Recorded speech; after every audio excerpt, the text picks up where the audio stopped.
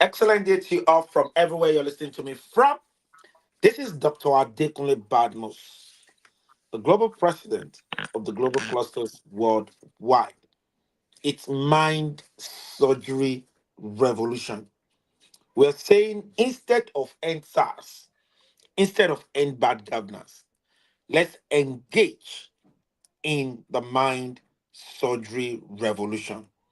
Let's engage in critical thinking, creative thinking, innovative thinking, thinking out of the box, developing great memory, flexibility, speed, focus. Let's call a Nigerian that we know that is doing well among us in his career, in his endeavor, you know, to be the mind surgeon of the day. And today I'm super excited that we have our mommy, our sister, our everything. You understand? A strong Nigerian, representing Nigerians in Nigeria and representing Nigerians in the diaspora. And she's here today. She's equally my PA, as a matter of fact, since she volunteered to that position.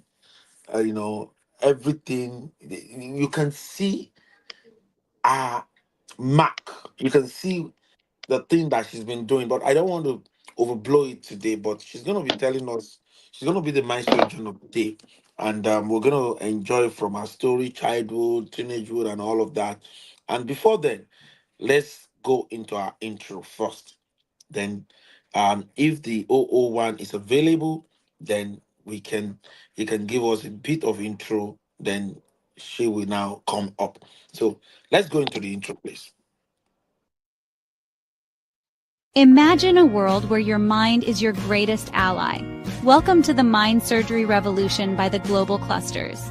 This movement is all about transforming your inner world, building mental resilience, cultivating mindfulness, and overcoming the barriers within. At Global Clusters, we believe in the power of introspection and self-awareness to heal, elevate, and empower. Through emotional intelligence and cognitive growth, we can unlock our full potential and face life's challenges with clarity and strength. Think about it. Leaders today are overwhelmed by expanding expectations and digital distractions. But by prioritizing core values and focusing on what truly drives us, we can navigate this complex world with ease. The history of neurosurgery, with pioneers like Harvey Cushing, shows us the incredible advancements in understanding our brains. Similarly, the mind surgery revolution invites you to revolutionize your mindset, just as brain surgery has revolutionized treatment. Even cutting-edge brain-computer interfaces are showing us the limitless potential of the brain's plasticity. But it's not just about technology. Holistic health approaches, like those from Dr. Rangan Chatterjee, emphasize the crucial connection between mind and body. Transform your mind, and you'll transform your world. Be part of the mind surgery revolution by joining us at theglobalclusters.org. Stay tuned for updates, events, and tools to elevate your mental resilience and well-being. Every meeting matters. Don't miss your chance to grow with us.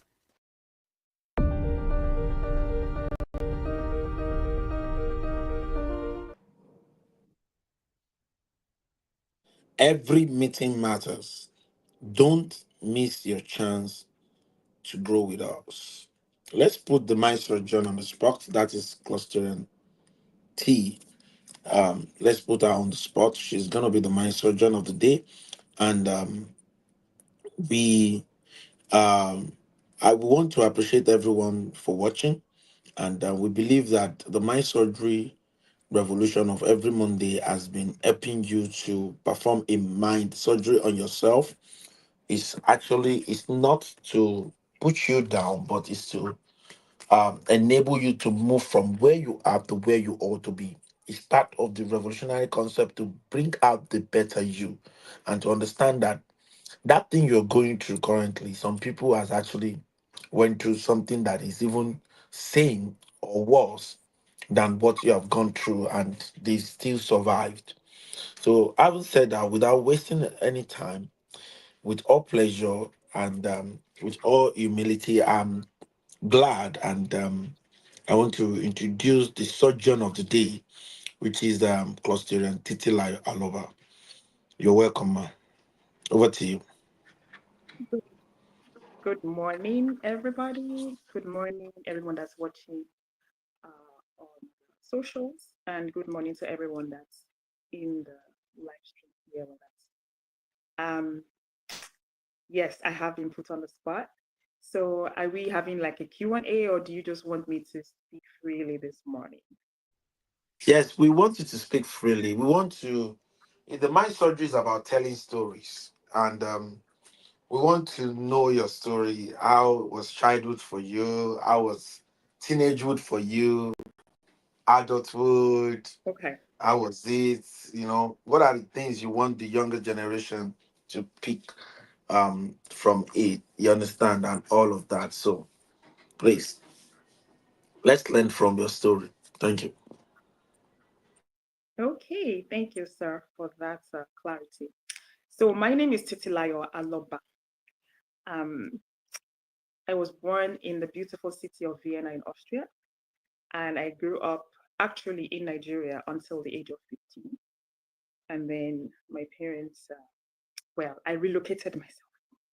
My parents had no choice to Vienna. So actually, the way it happened was that both of my grandfathers were police officers, and my parents met in the barracks. Or rather, my dad saw my mom walking in the barracks. So he sent his sister to go and toast that fine girl. Luckily for both of them, she agreed. And then they got married, and my dad always wanted to study along the lines of engineering. And he also knew that he was going to have like a different path from his parents. He was going to travel abroad. He didn't know how, but he just knew that that was something he wanted to do. And when he met my mom, it was something that she was open to. So they chose to go to Austria because of what he wanted to study. He wanted to do land surveying, and it was available. And neither one of them spoke German, mind you. So they moved to Austria, and that was in 1970. My dad went first, and then my mom joined him in 1971. They were married before they left, but then for some reason they chose to go and get married again officially in Austria in 1972.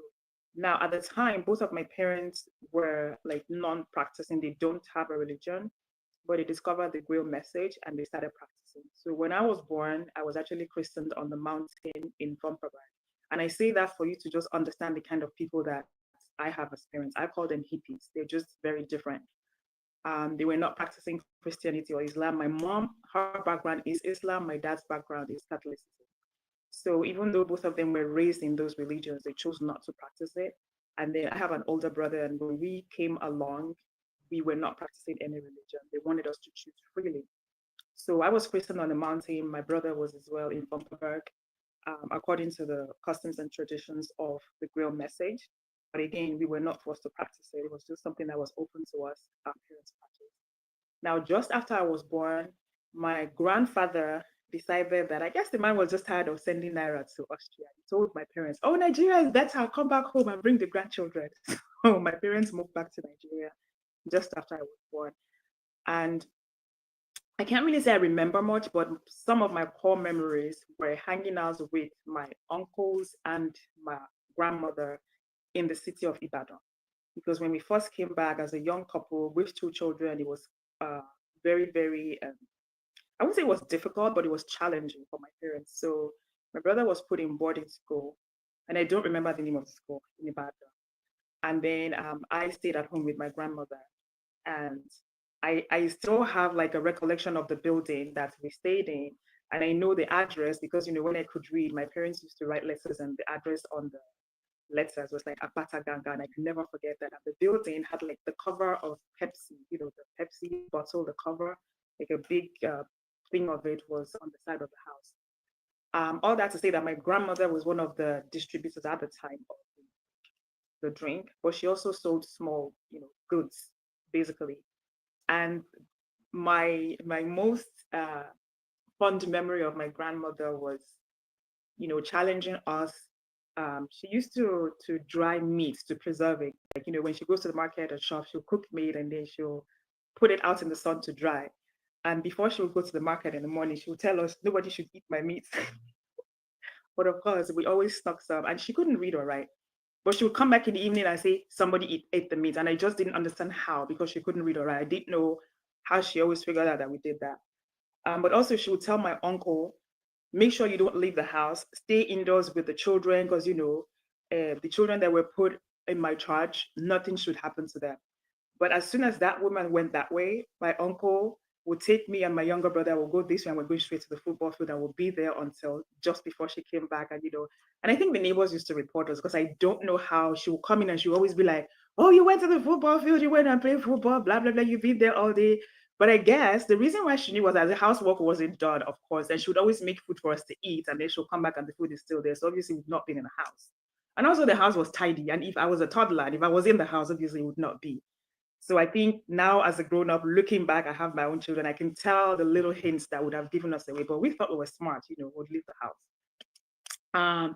So saying all of that, my brother is 4 years older than me, so he started school earlier than me, and then he was taken over to primary school. And at that time, my parents were settled, and they picked us up, and we went to go live with them in Akure. So I grew up in Akure, formerly Ondo State. At the time, my dad was teaching. He was teaching land surveying. I believe he was in the engineering department. I may be wrong. I don't remember the department, but he was teaching land surveying. And when he came back from Austria back in the 70s, he came back with his work equipment. So he used to bring his work equipment to the classroom. And at this time, I hadn't started school. So I used to, like, he couldn't leave the house without me. Just, it was not happening. As soon as it was getting ready, I was grabbing my shoes. I would just go sit in the car and wait. And so I used to go with him to classes and I knew, his students and they knew me because I hung out with him. So my dad was advocating for the school to get equipment for the students because they didn't have them and he had to use his personal equipment. And then at some point, he started encouraging the students to advocate for themselves. And they started the student union. And I remember going with him to some of their meetings, like those are some of my earliest memories, riding in the car with my dad to the lectures and also attending the student union meetings with him. And then independent of that, some of the returnees at the time from different parts of like Europe, America would visit my parents at home and they just reminisced on what happened. Now, I had no connection because, again, just after I was born was when they moved. So I have no recollection of anything prior to Ibadan. So those people will come, they'll have meetings, and the places they discuss, they sound so fancy and so beautiful. And, they just made it sound like being abroad was just the dream. Then I remember very well that my mom always had a stack of magazines on the living room table. And one of those magazines actually was about Indonesia.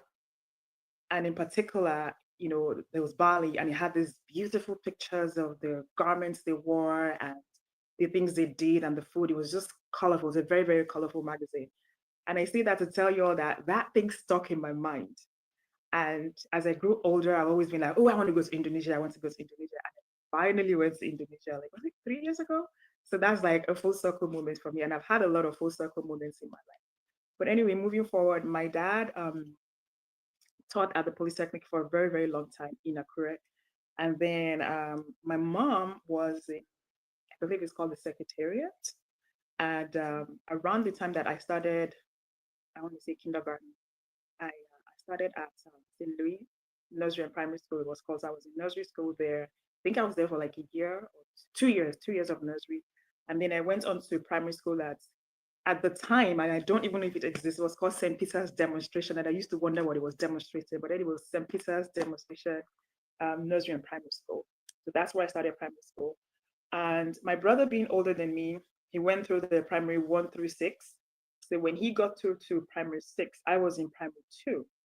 And from primary 6, he did the common entrance and he was going on to secondary school. He had to be put in boarding school. So at that point, my parents wanted him to go to Christ School in Ado Ekiti. Mind you, like I said, my dad is a professor, he's lecturing, and so of course his children had to be well educated. And Christ School was one of the top schools in the area at the time, maybe even in the States. So we relocated, the whole family moved at that point. My dad was still teaching in Akure, but the whole family, the rest of the family, we moved to Ado Ekiti and we lived just behind the school. Um, and my brother was in boarding school. And then my mom got a job with, at the time it was called Obafemi Awolowo University. And then I think they changed to University of Ado-Ekiti, and now it's Ekiti State University. So my mom was working with the dean of the Faculty of Arts. She was his secretary. And then so at the time I was going into, I believe, primary 3. So myself and some of my age mates at the time that were children of staff members started the school actually. So we were like the Obafemi Awolowo University Staff School. They started it with us, with our set. So I was at that school, I want to say about 2 years when I went on to primary 4. And at that time, my brother was, I think, in Form 5. I'm not really sure of dates and times, but all of this will make sense in a minute.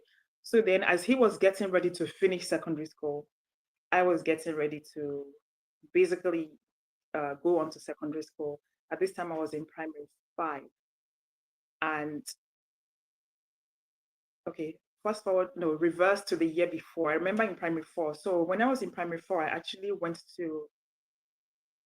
I was still at the staff school, but then I had to switch schools because at that point my parents were making moves for my dad to leave the country again because things were just so hard.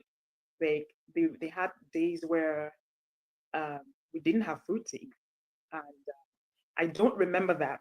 That's what my parents say because I honestly don't remember having to go without food. And I think that just speaks to the character and strength of my parents. I do not remember not having food in the house.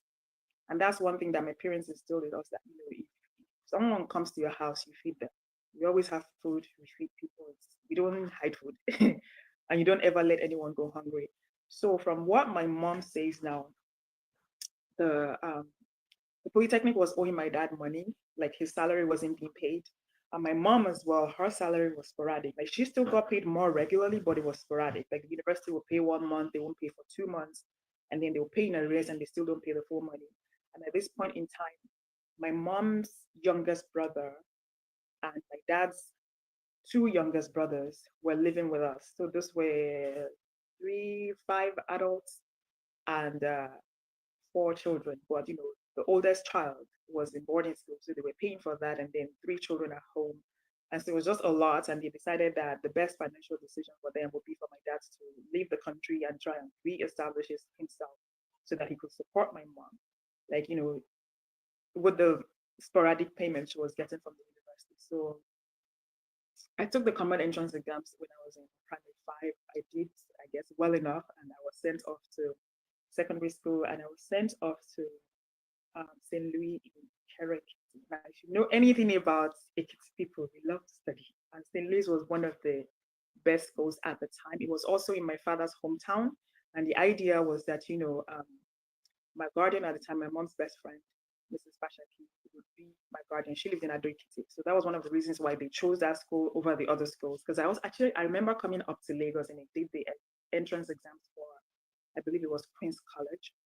And I was accepted there as well. But honestly, I didn't really like the school. And I told my mom I didn't like the school. So I preferred St. Louis just from visiting, and we did a tour. And it was run by nuns. And I was coming from a Catholic nursery and private school. And it just kind of, it resonated better for me than Queens. So I ended up at St. Louis in Ikereke. Fortunately, I was only there for a year. I had a lot of first experience-wise. And I just, it wasn't a great environment. It wasn't a prison. I was in boarding school. It was not a prison. I loved it. I still have friends from that era. Not many because again, I only stayed there for a year, but my closest friends at the time are still friends with me now. So part of the reasons why I had to leave actually was that I had ulcers. Uh, the food was just terrible. And rather than eat the terrible food, I didn't eat at all. So I developed really, really, really bad ulcers. And I was always ending up either in the infirmary or, you had to take me to the doctor. And by this time, I guess my dad was settled. And my mom, after my dad left, had moved to Lagos with my younger ones.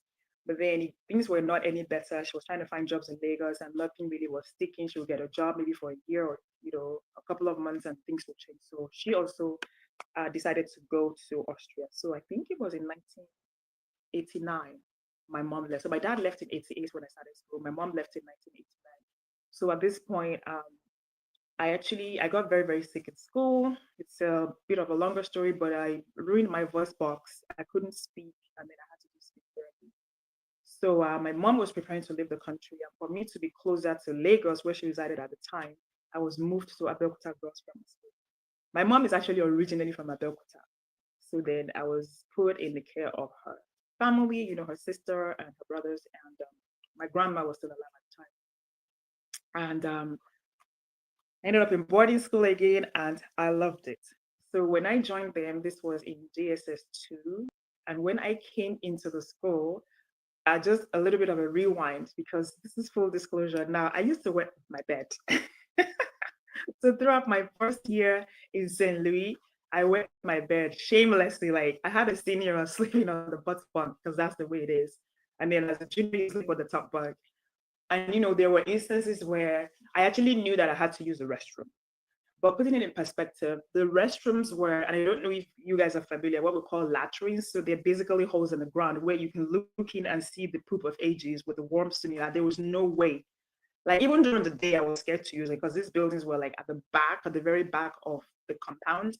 And for you to get there, you have to walk across the whole school and pass our dormitories to get there. Now, there were also these stories about some old lady that had passed away and she was ghosting, like, ghosting around the compound. And then I didn't know what she looked like. I didn't want to find out. So there was no way I was going to get up out of my bed at night to go and use the restroom. So, I mean, I did used to wet my bed, but there were some times where I was consciously awake and I would just pee on the bed anyway, because guess what? When I wake up in the morning, I still have to change the sheets anyway. And I remember one occasion where I had to poop and I just went on my bed and we had to throw everything away after that because I woke up in the morning, I knew what I had done, and I just wrapped everything. I put it in my locker and I locked it. And then I didn't open my locker for days and of course, as you know, they thought somebody had passed away and they had to try and figure it out. When they found out, they just had to throw everything, including my locker. It was just gone in the trash. So these are some memories I have from growing up. At this point, I think I was 11, maybe 12. So when I went to Abeokuta Girls Grammar School, now I have to also tell you that, and this is not something that I encourage, my parents did not speak Yoruba to me growing up. I did not grow up speaking Yoruba.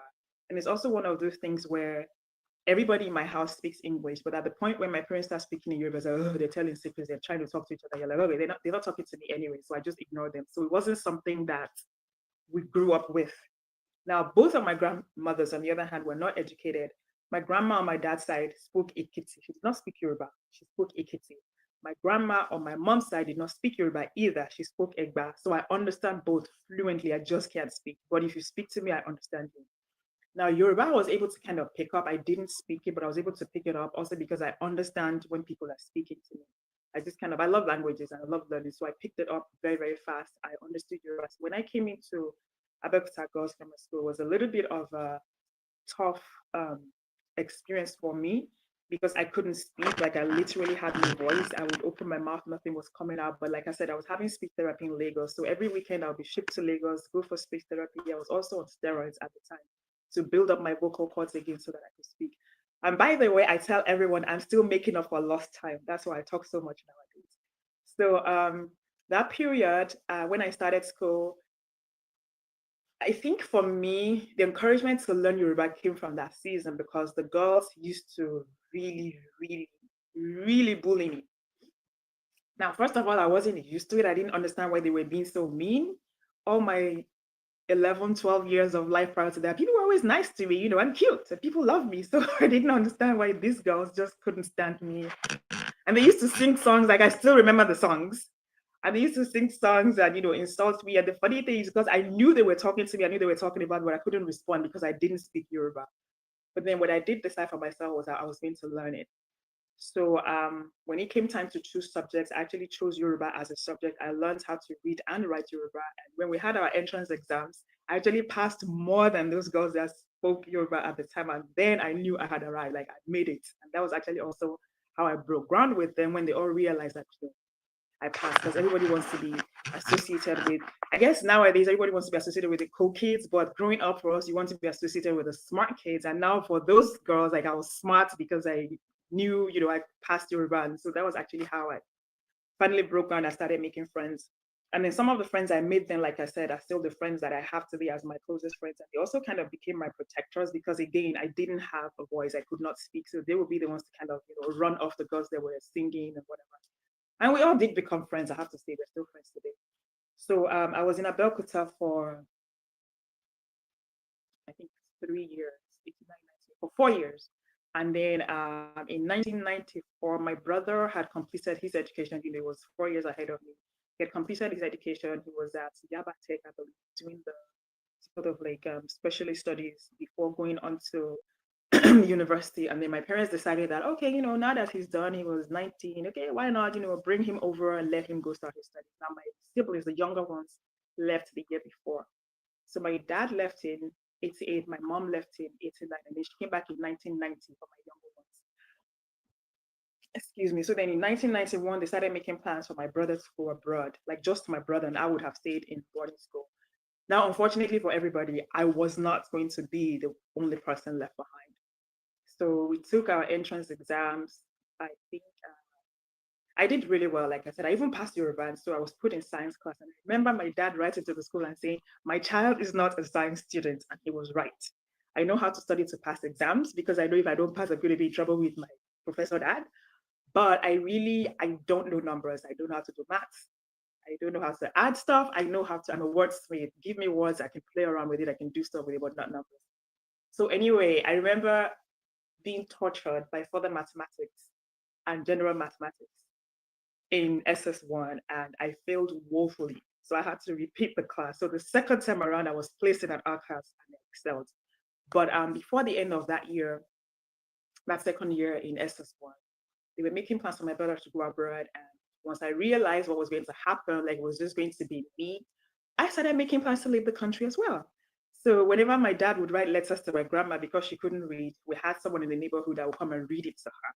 So whenever those letters arrived, I made sure I sat there to understand. And once I figured out the dates, close to the time where they were making arrangements for him to travel, I just left school. I went on public transportation from Abeokuta. I came back to Lagos and I sat in the house. My grandma was kind of shocked to see me. And I know how to tell stories.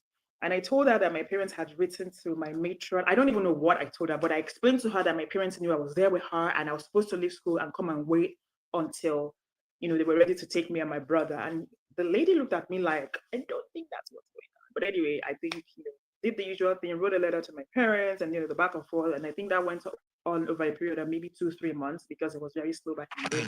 I was not going back to school. So I actually never finished secondary school. I didn't even finish the term. That term, I don't know whatever results I had. I did not finish that term. I sat at home, and then the long vacation normally starts in July, and by that time, I'd been home for a few months. When my parents found out what was going on, basically, I guess they didn't really have a choice. I was not going back. They bought tickets for both my brother and I, and we left the country together in 1992, July. I will never forget. And so we went to Austria, and I have been there ever since. Um, when I went to Austria, I did not speak a word of German. Now, the few months I spent at home with my grandma, when my parents realized that I wasn't going back to school, they had me start attending Goethe Institute here in Lagos. And all I learned in Goethe Institute was how to count from 1 to maybe 20. I learned ABCs and I learned nursery rhymes. So July, August is summer break. That was when I arrived over there. I arrived over there and just it was a cultural shock to me because everybody there just did not look anything like me. I had my family, and then like in the house, my parents were not speaking English anymore. Like we weren't even speaking Yoruba to start with. We always spoke English. So for me, English is the language we speak. But then got to Austria, my parents are like, you can't speak English at home. You have to speak German. Which German? The ABC that I learned, or the 1, 2, 3 that I don't know. So, but what it was like they were trying to encourage my younger ones to speak German and be fluent in it. So they stopped speaking English to them. They only spoke German in the house. So now I didn't have a choice. I also only spoke German in the house. So that summer, basically, all I did was watch TV. I was watching German TV.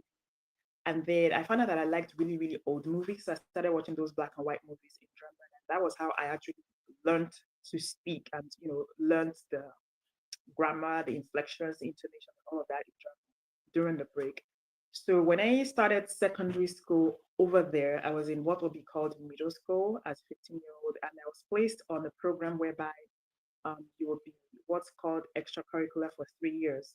So that 3 year period gives me a chance to learn German to the extent where I will be on the same level as my classmates, but I was not being graded. They just want me to attend the classes, learn, how to listen, learn how to process, and just basically be in attendance.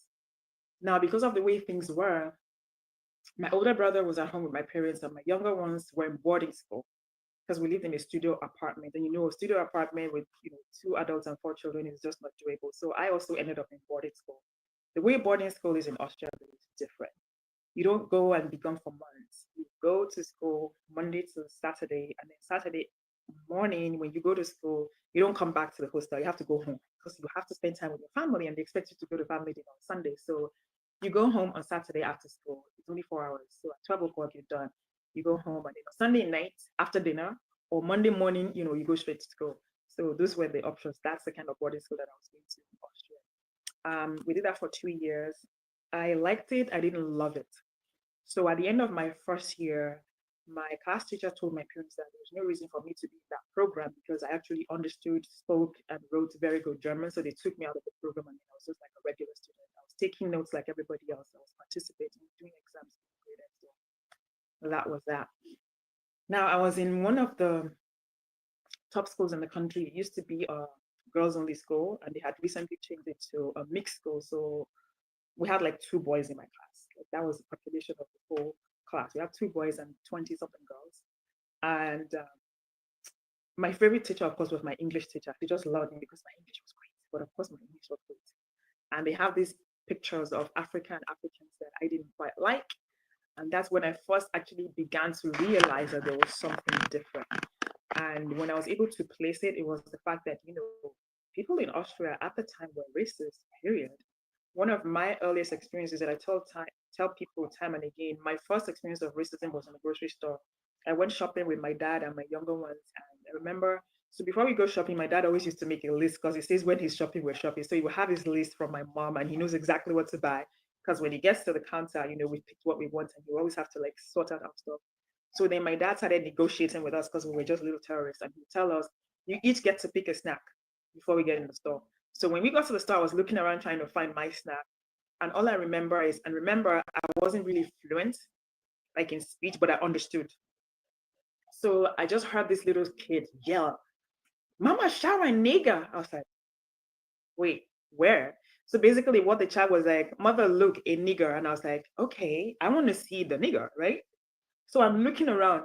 And then the child says it again, this time pointing at me like, Muti shower nigger. I was like, me? And then I'm looking, I don't know what that word means. I'd never heard it before. That's my first time hearing that sentence.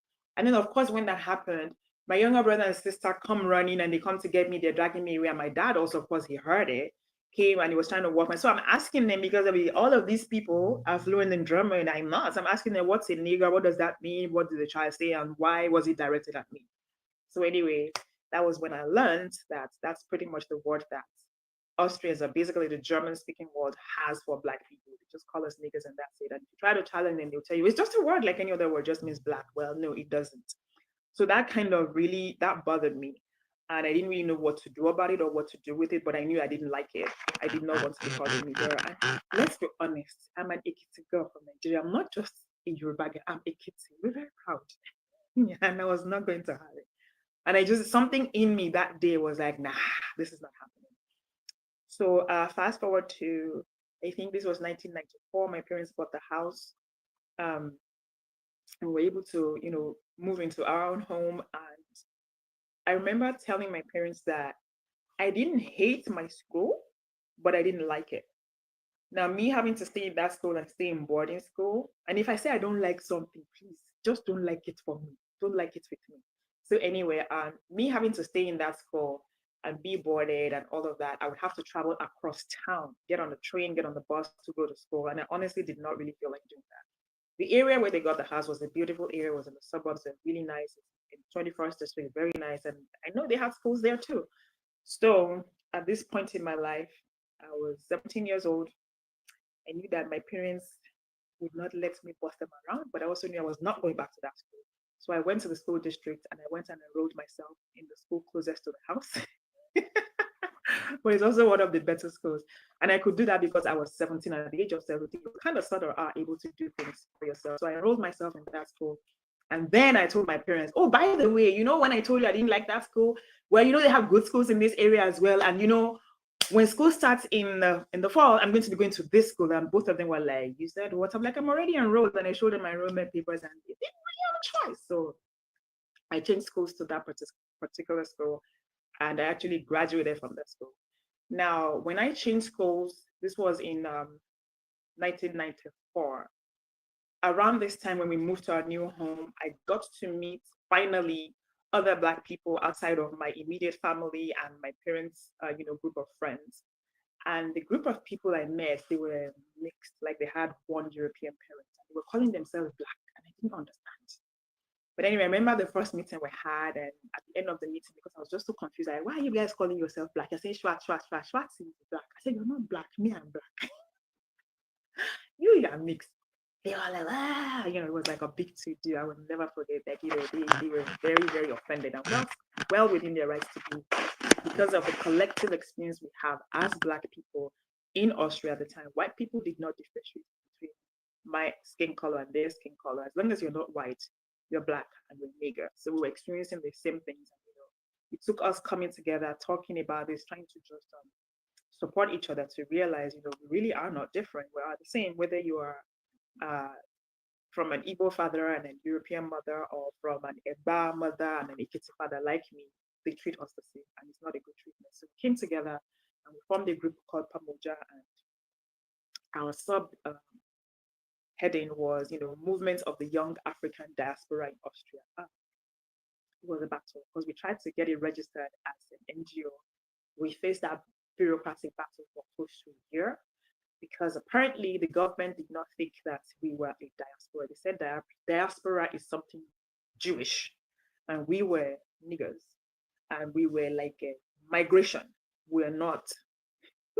It sounds funny, and it is funny, but that's the bureaucracy we're dealing with. And remember, we were young people. The oldest amongst us at the time, I want to say, was 21. Yeah, she was 21. And she started the group, and then from talking to friends. And also, so the other thing is that whenever we converge, we get dispersed. So when there's more than two Black people standing talking to each other, the police will come and disperse you. Like, you're not allowed to, you can't do that. You go this way, you go that way, we get dispersed. It was very, very, very difficult to actually even come together and try to talk to each other, support each other, and advocate for each other. But we managed to make it happen. We started meeting in each other's homes. Like, we were meeting every Sunday, and we'll decide whose home we were meeting in at the meeting prior. So that way we didn't have to have anything in writing. We didn't have to have anything in print that could be referred back to. We're like an underground movement. And it really worked. It really helped because finally we found a safe space where we could express ourselves, express our pain, and get together and start advocating, agitating, and trying to make things better for ourselves. So throughout all of this, because I had the backing of, I've got Pamoja, we're trying to change stuff. I talked to anybody and everybody that was Black. Like, you're not Pamoja. So, I talk to people, but that's just me. Now I have to backtrack and say when my parents lived in Austria in the 70s, they started a group or like a student movement, and then eventually it migrated into like, the Yoruba Cultural Association in Vienna. So I remember sometimes walking down the streets, and when I see a Black person, I'm just like, oh, hi, whatever, whatever. And then they say, what's your name? Or they don't even ask you. Like, the older people don't ask you what's your name. They say, who is your father? And I say, oh, my name is Titi Alaba. Aloba's daughter. How are you? How's your father? Used to be my friend. He's still in this country. Say hello to your father. So like, there's so many people that knew my parents from back in the day that I now met in the 90s. They had children. Some of them, they had gone back to Nigeria, like my parents said, and came back, and that's why they lost touch. And some people just never left. So all of their children were now all the same age, going through the same experiences. And I just started telling parents as well that, we have this group for young people, blah, blah. If they wanted, they would send their child. And we just became like a big uh, organization movement. And, started doing little things to support each other. We're having little conferences, meetings. And for me, one of the biggest projects we worked on was we had a meeting to discuss the fact that what you hear sometimes is what you become. Now, one of the nursery rhymes at the time was "Wer hat Angst vorm schwarzen Mann?" and like, who's scared of the black man? And even though they say, oh, the black man in that is because he's black from soot, from coal, it's not the black man like you. But then when you're saying stuff like that, you're teaching your children stuff like that. When I walk down the street and you call me black and that poem is black, your child is learning to be scared of me. But also, I am learning to be scared of me and people that look like me. And I don't know if that makes sense. When you say who's scared of the black man and I'm black, then you're teaching me from a very young age to be scared of black people. That's the first thing. Then we also had a nursery rhyme that's Tin Kleine Nigger line. Basically, it's 10 little niggers. I mean, it's like terrible things will happen to them one by one. Like they're a group of 10 little niggers, sorry, I'm using the word, 10 little N people. And then they're walking around, and one of them is crushed by a train. Now there were 9 left. It's a nursery rhyme. So you count down until you reach one, and then the one also just dies. It's just a terrible, terrible poem. These are the kind of things that children are learning, including us, because we are like, luckily I didn't, so I didn't have that experience. But these are the type of things that children are learning from a young age, whether you're white or whether you're black. That's your experience. That's what you're being taught about people that look like me. And again, like I said, I didn't like that. So we had a campaign basically targeting school books, that all those kind of poems, anything that has to do with calling us that M word has to be removed from the school books. And not only just that, there's this coffee that's very popular, and it's a coffee house, and it's a coffee brand, and it's called Mindel. Mindel Cafe has the head of a little, it looks like an Arab boy, just the head with the fez cap on. You know what the fez cap is, with the red with the tassel. And so that was the other thing, that it's called a moron cup, and that's like a really, really, really bad term to use to describe someone. Um, so we campaigned against that as well, that the word should just be removed. We're not saying you should get rid of your brand. By all means, keep your brand, keep the picture, but just don't use that word, because we exist, we're here, and you say all these bad things about us. It's not a positive experience for us. It's not a good environment to grow up in for us, but it's also not a good environment for your children to be in. Like, what are you teaching your offspring about how to treat us? So that was the first major campaign we had. It was very successful. We were able to get a lot of those poems removed from school books in Austria at the time. Now, you will still come across some books now that had it because they were before that time and they couldn't change it for publishing reasons or whatever, but subsequently, you will not see those poems in the school system. At the same time, we're still fighting to even be recognized as a group. And eventually that came through, I'm going to say probably 96, 97 maybe, because so I finished secondary school in 1996. And given everything that I had gone through, I just knew that I needed a break. And I was working, I was babysitting and just doing odd jobs. And the money I had saved from that, I decided to go to England. I went to London. And of course, before I left, my father was like, "You can't go to school." So he wanted me to, actually, no, I didn't go to England. I came to Nigeria, my first vacation, I came to Nigeria. Subsequently, I went to England. So I came back to Nigeria, and that was my first time since I left in 1992. So that was 4 years later. Unfortunately, it wasn't the era of Facebook, it was the era of letters. I had lost touch with quite a few of my friends, except for the ones that their parents knew my parents, and they used to do the phone call thing and were able to stay in touch. So coming back to Nigeria, my dad was like, "Yes, you can go, but you can only go where I choose." So he sent me to go stay with his childhood friend, who at the time lived in Bordelon in Lagos. Now, I'm not a Lagosian. Remember, I never actually lived in Lagos, except for just a few months when I ran away from school before I left in 92. So I agreed, because I thought, maybe when I get there, I'll find my way to where I actually want to go. But at least I wanted to get there first. And then when I got there, his friend actually had a son who was my age and a son who was a couple of years younger. And then his youngest was about to say the younger sister. So there were just the four of us children in the house with the parents. And the children, the older two, were actually in university in London at the time, and they had some of their friends come to visit, and I just enjoyed my time with them. I love the fact that these are young people, young Black people abroad, and they're having a totally different experience from what I was having in Austria. At this time, I'd actually enrolled in law school at the University of Vienna, and when I went back home, I kind of told my parents, "Yeah, I don't really know, but like, yeah, going to school, I will study." So I went and I did my first year at the University of Vienna. I hated it. I honestly hated it, but I also knew I wanted to study law because I wanted to make a difference. Like when I was 17 was when I had the epiphany that the world just needed me. Like I knew I was going to change the world. I knew the world was just going to be a better place because I was in it. So I was like, I know I want to study law. That's my pathway to being as effective as I possibly could, and also to continue doing like the voluntary work, community service, that I was born into and just want to continue to do. Um, so that 1 year I spent in university, I didn't like it. It was terrible.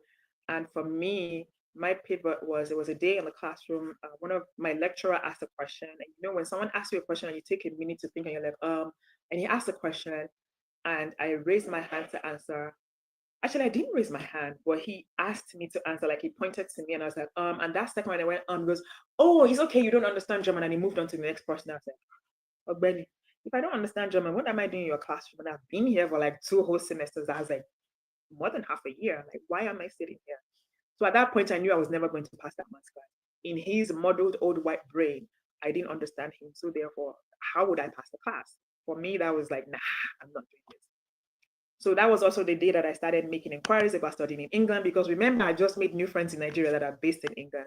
So the summer of that year, I actually went to England for the summer break. I loved it. I enjoyed my time there. I also was able to use the opportunity to look around universities and colleges. I have cousins that live in England in the areas where they lived in, and that's how I discovered the University of East London. And I decided that's where I'm going next.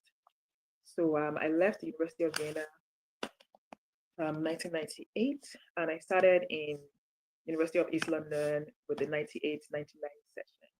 And that is where I met retired Colonel Michael Greenwich. He was a part of the university's student union.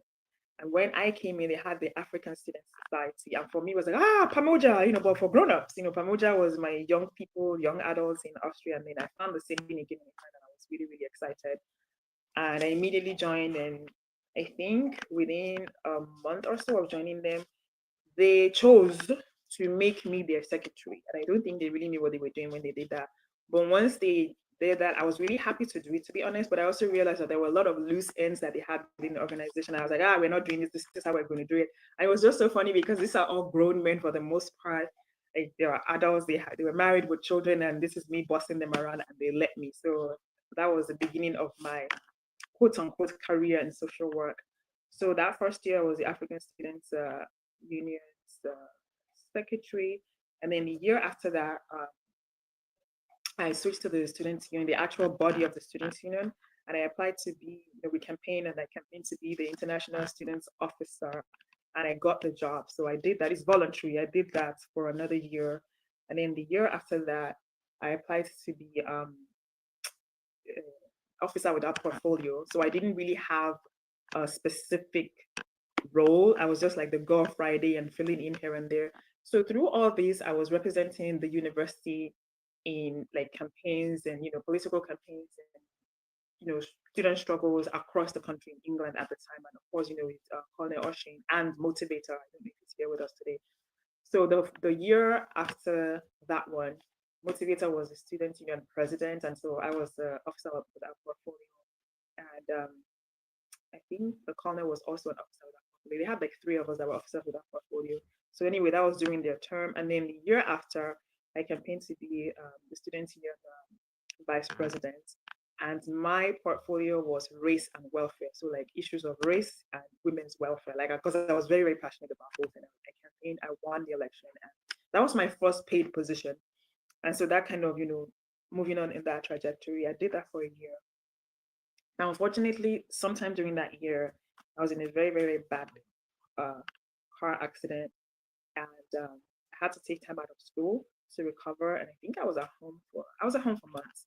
So I came back from that with permanent mobile disability. I wear a brace on my right ankle. That also means that my car is specifically made for me. My car is custom made for me in order to be able to drive. And I'm saying that just to show you that, even with challenges, even with like physical impairment, physical, what would I call it? I say inabilities. I don't call myself disabled. I feel I'm enabled. I'm enabled different.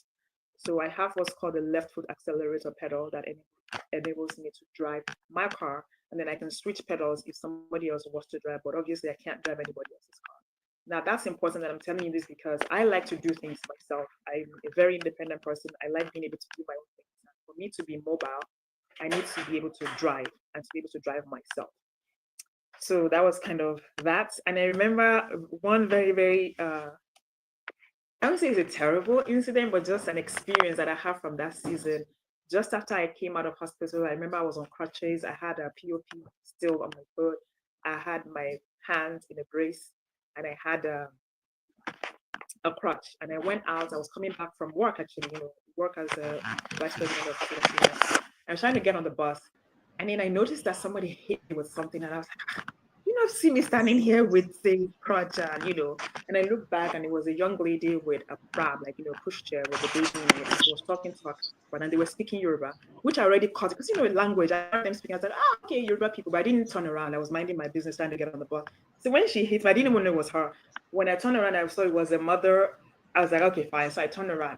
And next thing I know, she said, Olondari Jimiaro, eh? I turned around, I said, Mio Kisharo. This woman went down on both knees. I'm sorry, please. Emma Binu.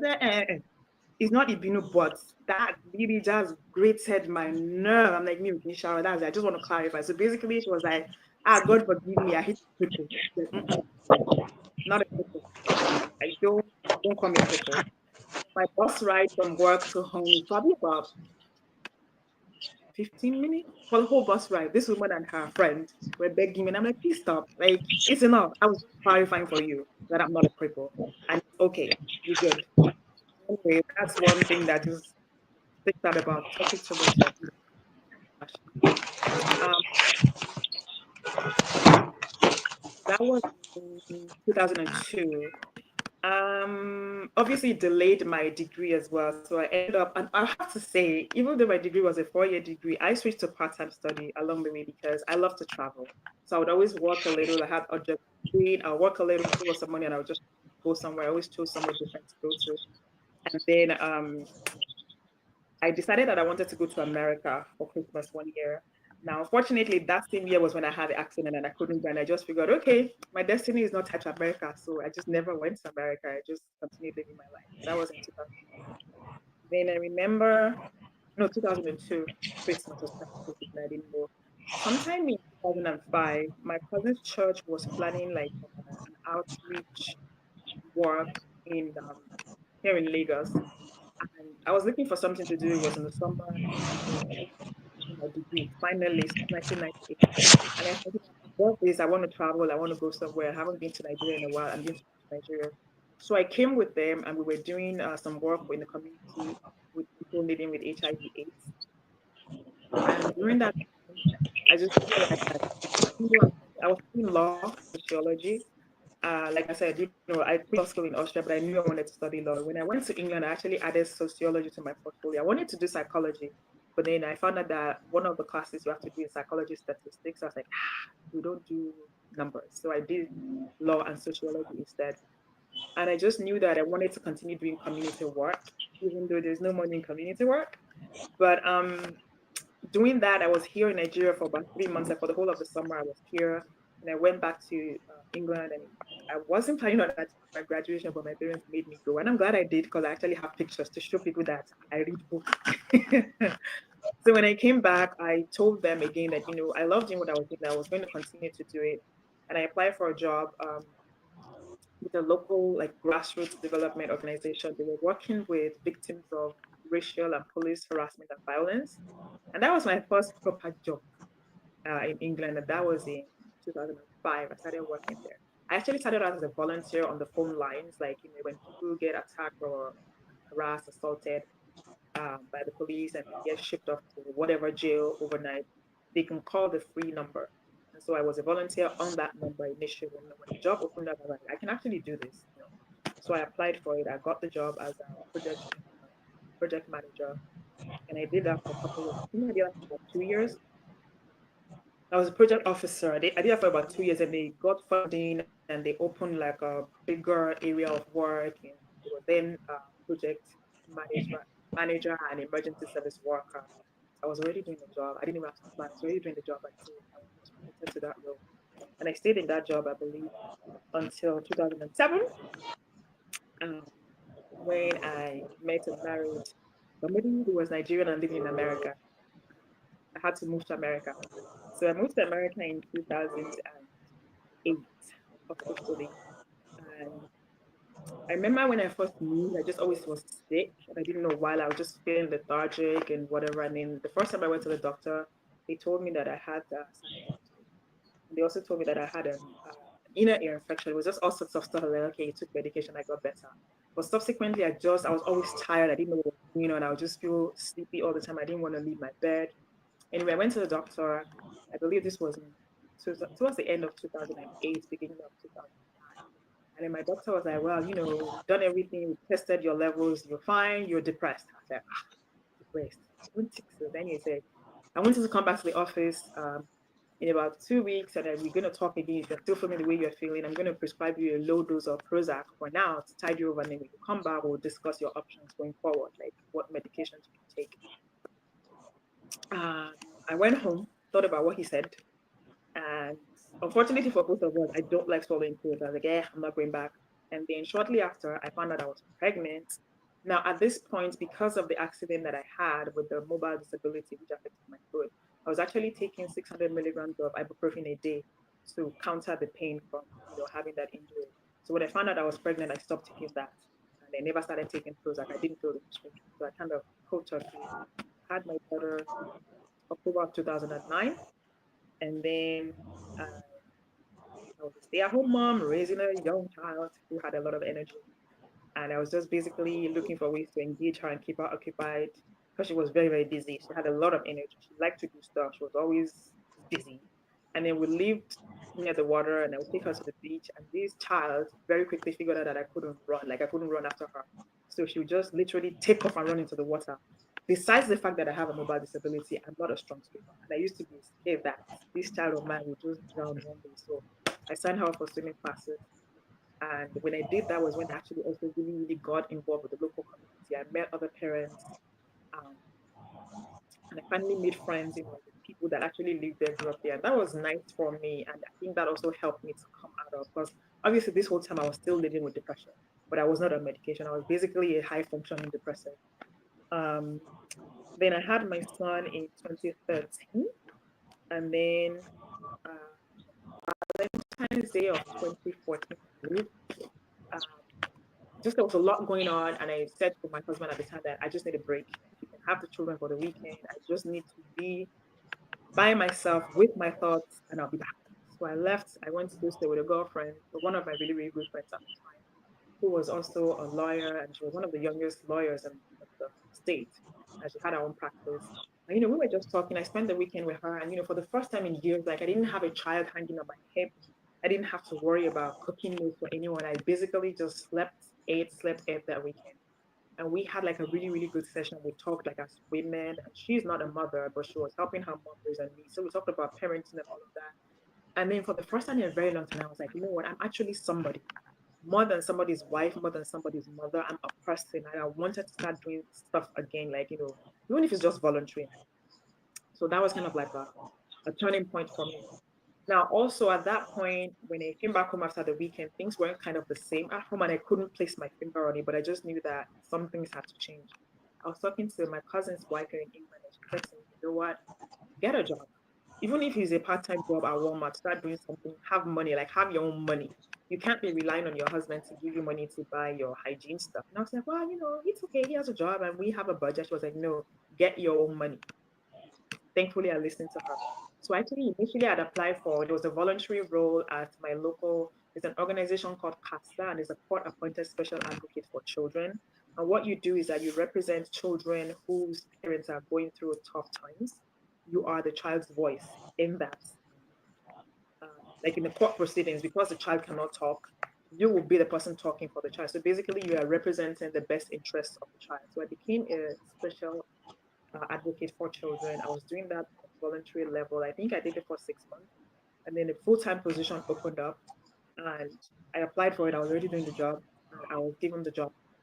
Um, I was earning a fantastic $11 an hour. I did not have a pension plan. There was nothing. It was just $11 an hour. And that was it. But for me, it was enough. I bought ice cream for my children with it.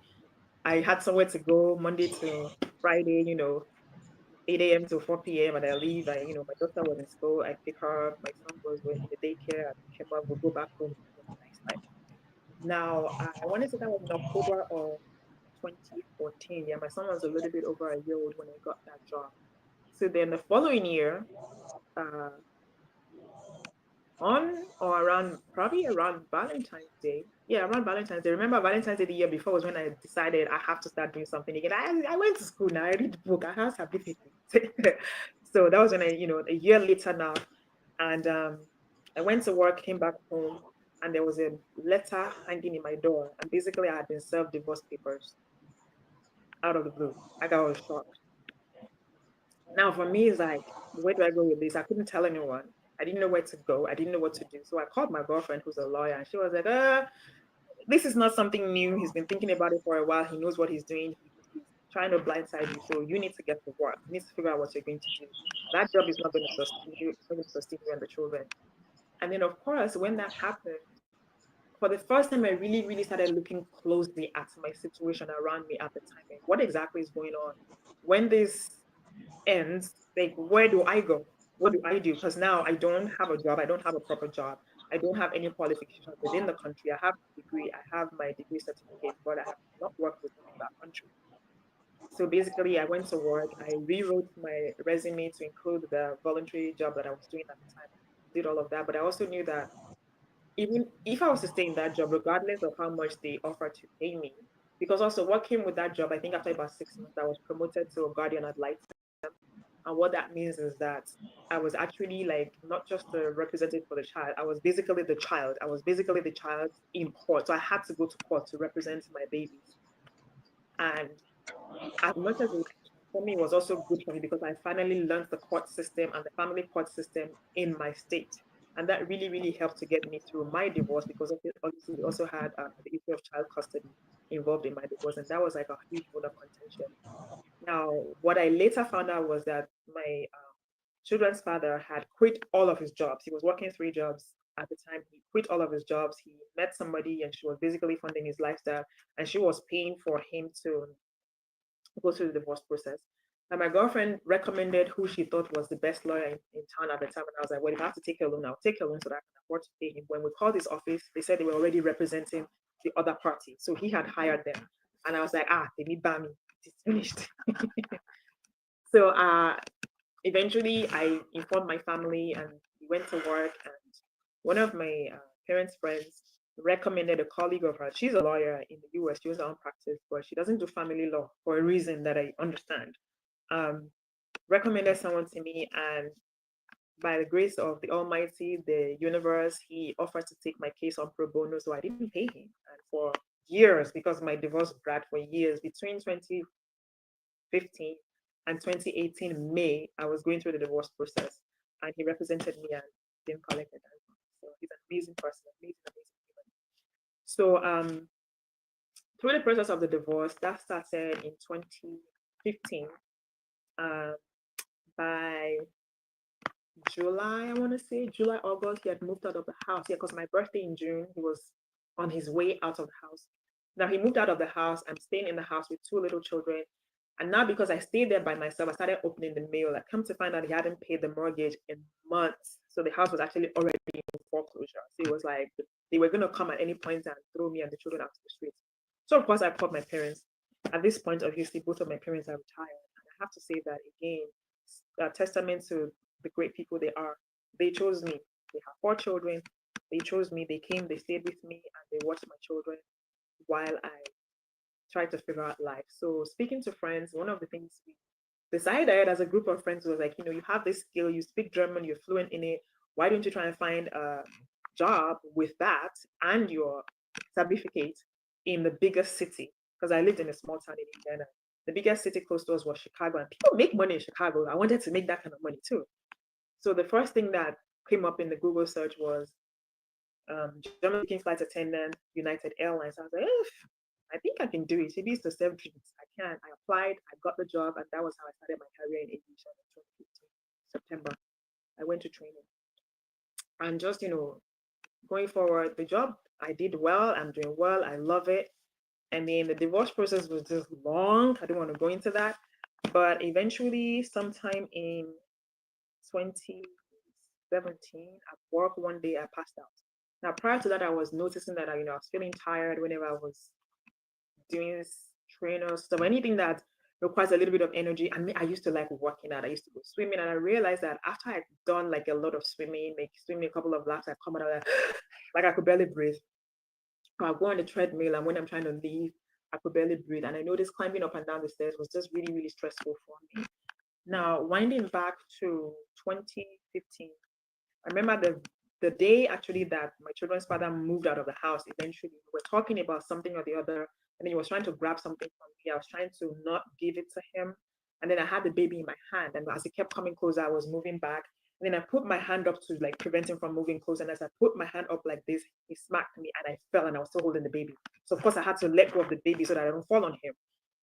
And as that happened, when he realized, I guess, what he had done, he basically just ran out of the house. And as he ran out of the house, I saw him sitting in his car and he was on the phone. I didn't know who he was talking to.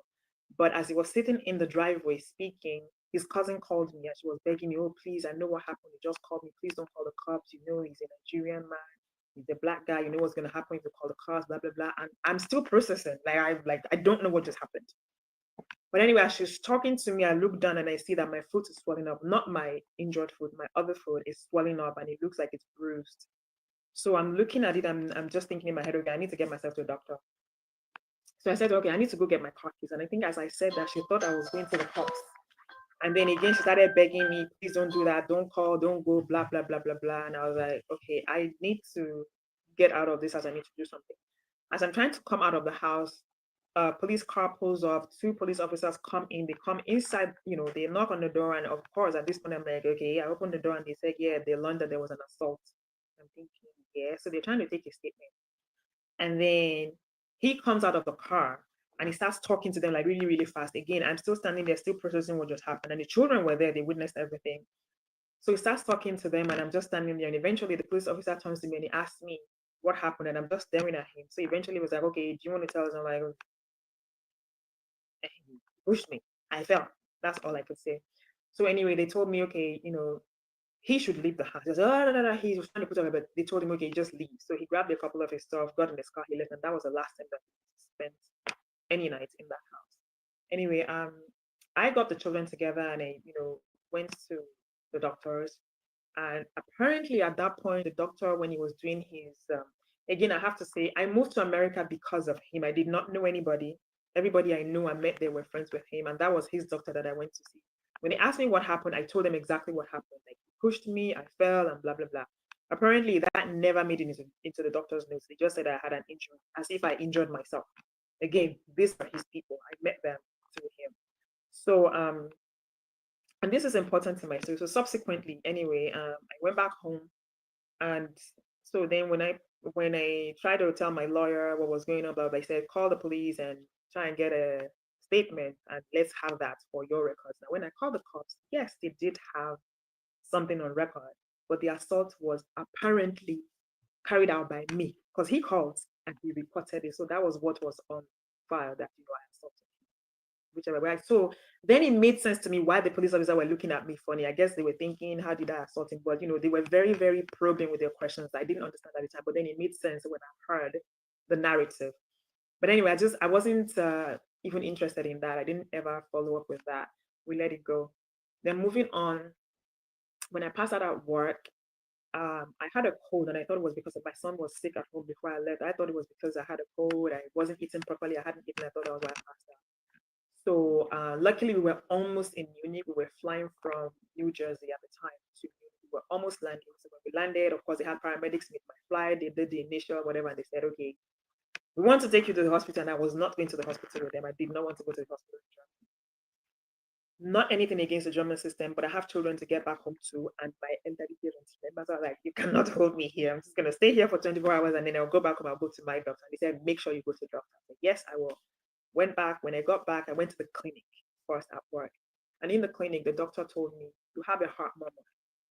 And I don't know if anybody has ever told you this. I was like, no, there's nothing wrong with my heart. I've been healthy all my life. I work and I do.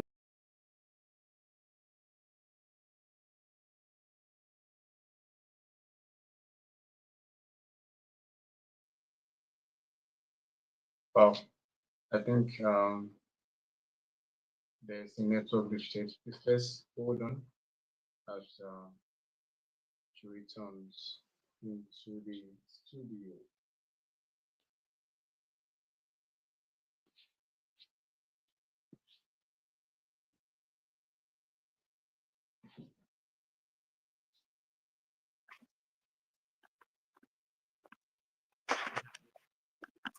Welcome back. Sorry. Thank you. So the doctor said, looking at your stats, there is something. I don't want to scare you, but you need to go see your doctor and have them check you out properly. But you do have a heart murmur and it's very, very pronounced.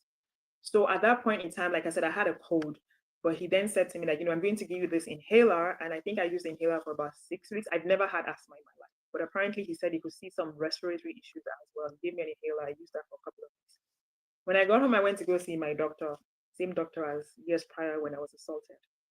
And then looking at my notes, he goes, yes, I saw you last in whenever 2015, and I asked you to come back and see me, and you never did. I heard a murmur. I wanted to probe further. I was like, okay, so you saw me in 2015. You heard a heart murmur. You know it's something serious. Your office never contacted me to come back. You never contacted me. Nobody ever set up an appointment with me before I left that day. And remember, this is all a lot going on for me. I have two little children with me. I'm going through a divorce, going through all of that mess with the assault. I don't remember him telling me that, to be honest. And if he did, his office never made an appointment with me. Nobody followed up with me. And we're now looking at this is what maybe 2.5 years later in 2017, when he's now telling me, oh, I told you to come back. And if I didn't come back, well, anyway, long story short, at the time when I was at home alone with the children, their dad was not paying me child support. So we're basically living off of my income. I was feeding myself and both of them. Luckily, I was not paying a mortgage because the house was in foreclosure. But also, my lawyer told me you can't stay there. Like, if you're going to keep custody of the children, no judge will give you custody, knowing that you don't have a permanent living arrangement. So now we're also looking for a house because we're practically homeless.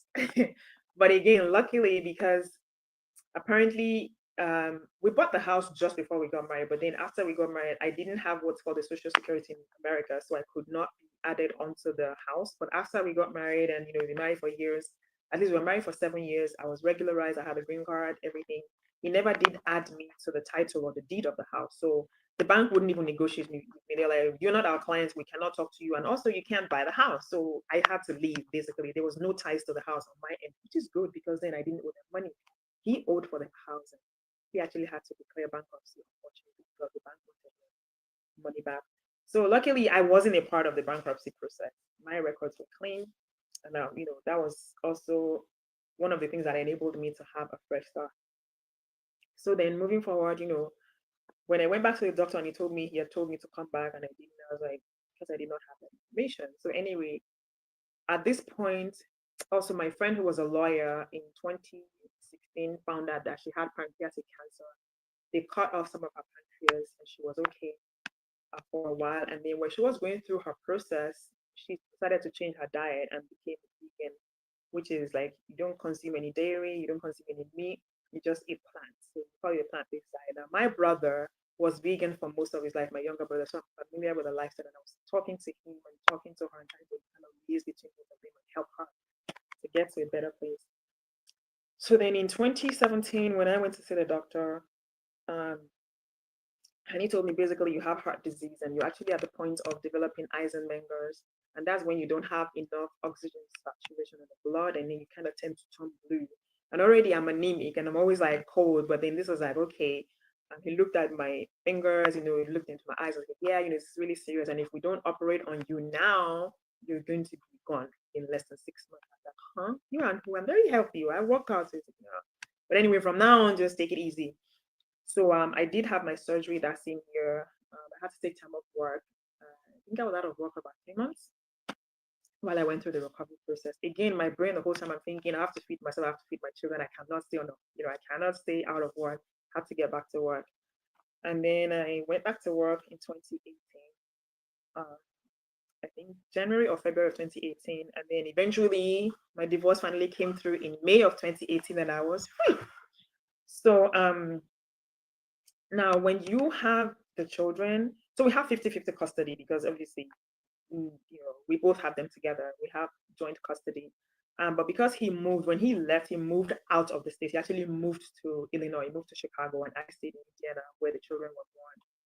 And also throughout this process, one of the conditions of my divorce was that the judge said I had to get my citizenship. This whole time I heard, and I had actually qualified to get citizenship, but it was not, I don't know, being an American citizen wasn't top of my priority list for my life. So I just never applied for it. But because he made it a condition of my divorce, I had to apply and I got it. And I want to see that November, I think, of 2017. So just before the verdict came out for the divorce, I got citizenship in America. Um, so now the thing is, because the children physically lived with me, he had to pay me child support, and he didn't want to pay. So basically, he intentionally made himself what we call underemployed by quitting all his jobs, so he didn't have any income. But then the court went by his last known income, and based on that, they calculated how much he had to pay me, and he didn't ever pay a dime, except for whenever he wanted to take me back to court. Then he would quickly go and pay like $200 or $300 to show good faith, and we did that for years. So in 2018, after I had the surgery, I just decided for myself that I was tired of the back and forth. And the reason we're going back and forth to the court system, because like almost every other month, he will come up with a reason why he has to take me back to court. Now, me going to court is taking time out of work. I'm not a salaried worker. If I don't show up to a flight, I don't get paid. Taking time off of work, having to, you know, it was just an inconvenience. And I didn't really like having to tell them at work, oh, I have to go to court. Like, it's not their business. And I don't want anybody. I'm a very, very private person. I didn't want anybody in my business like that. So twice or three times that I had to appear in court and I had to take them up really bothered me. The other thing as well was because officially we were still married, he would call into work, find out what my schedule was, and then call the courts and tell them that I was abandoning the children. Nobody was watching them. I mean, on one occasion, he came to court with a massive album of pictures of me. One thing I also started doing, because I'm a very, very, very happy social media posting person. One thing I started doing was that the only pictures I made public were pictures where I was in uniform. It was obvious I was at work. So he brought up an album of, I don't know, like 150 pictures of me in uniform in different places across, well, the ones he could get his hands on. And he was telling the judge I sleep in hotels all over the place. I'm not serious. I'm not sensible. That my parents were sinner. They're not able to take care of the children properly. And the judge asked me, excuse me, I'm looking at uniform. What do you do for a living? I said, good. And he was like, so, sir, where do you expect her to sleep?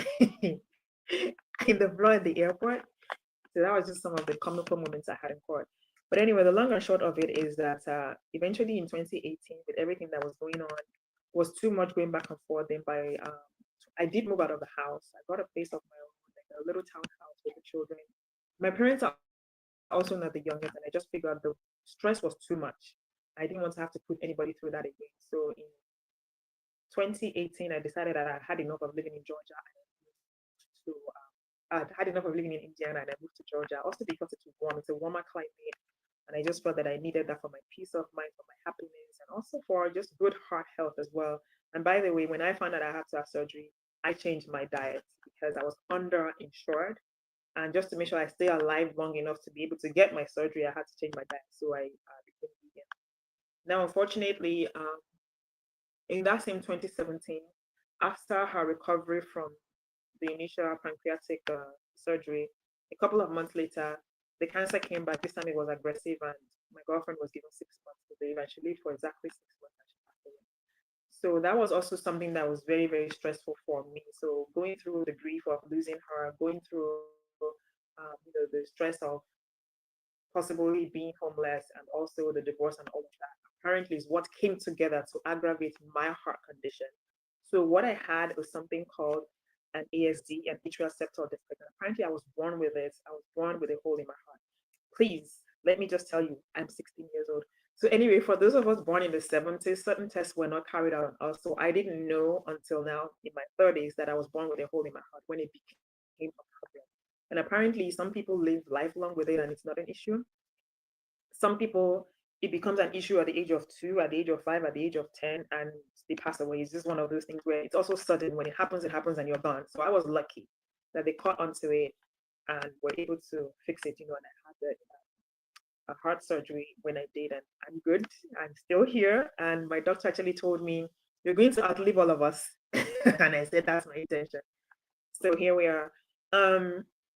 So now moving forward, I moved to Georgia in 2019.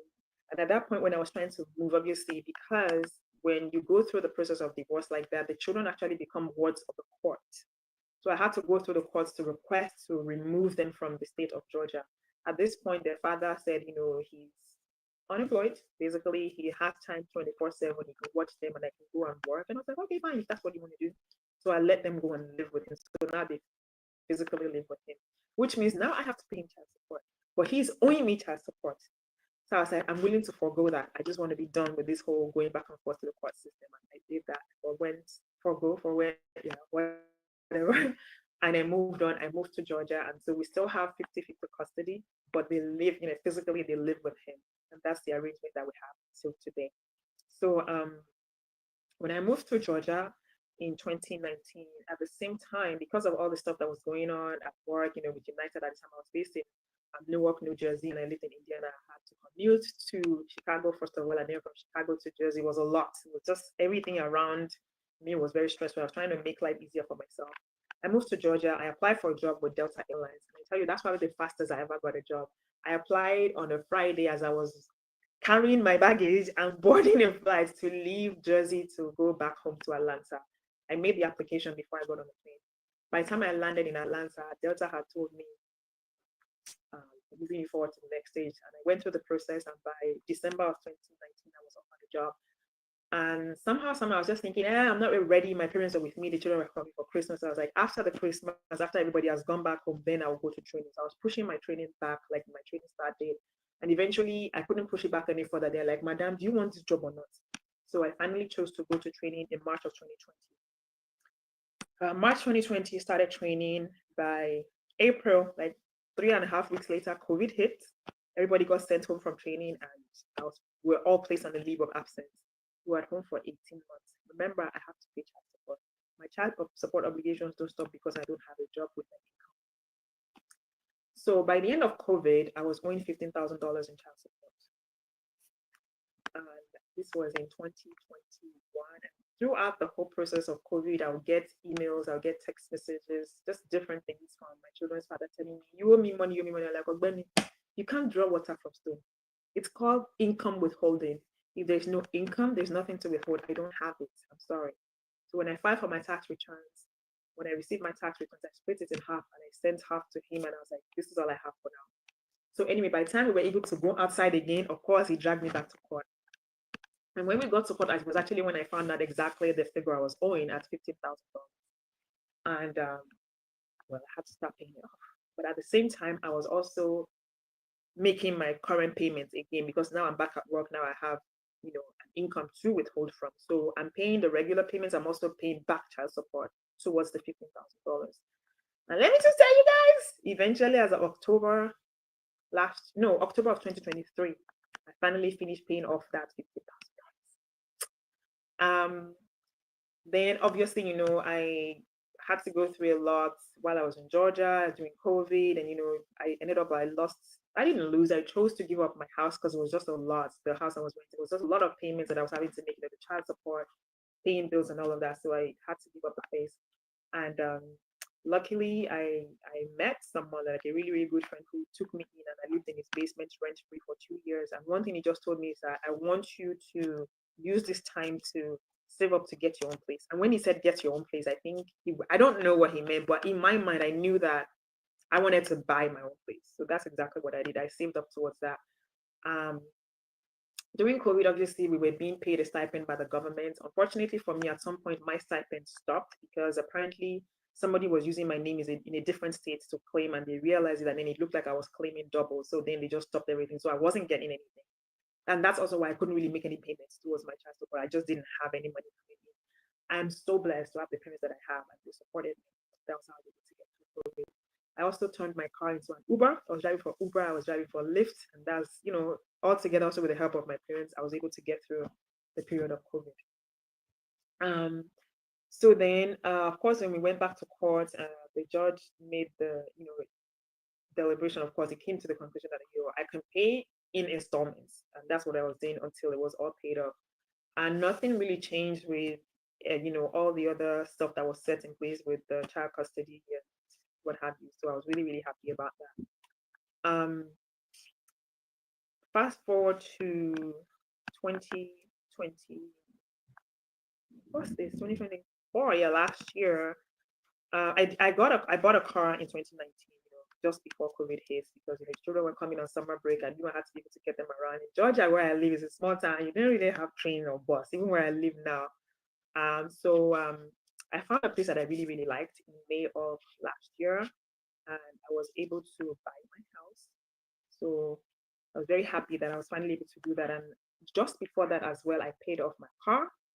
And like I said before, the year prior in October, I had finished paying off the back child support. So I was basically out of debt. I was not owing anybody anything. I don't have student loans. I studied in England. I paid my way through. I was very, very blessed. I was very lucky in that. And also, I didn't have the bankruptcy in my name. So everything was clear. I, qualified. I was able to get my place. And it's just been such a blessing. I'm just really, really proud of myself and excited and happy that that went down. And we went back to work 2021. I've been back at work since and I have no complaints. The only thing was that I was trying to get back into volunteering. I did a little bit during COVID. I went back to being a CASA volunteer. But unfortunately, because I have a pre-existing heart condition, as you know, I have a pre-existing medical condition because of my heart. I wasn't really able to go out as much as I would have loved to. So I couldn't even go to court to attend hearings for my children. So we had to do like the Zooms and stuff like that. And for me, that wasn't really, really fulfilling. I didn't really feel like I was operating at my full capacity. So I chose to step away from the program.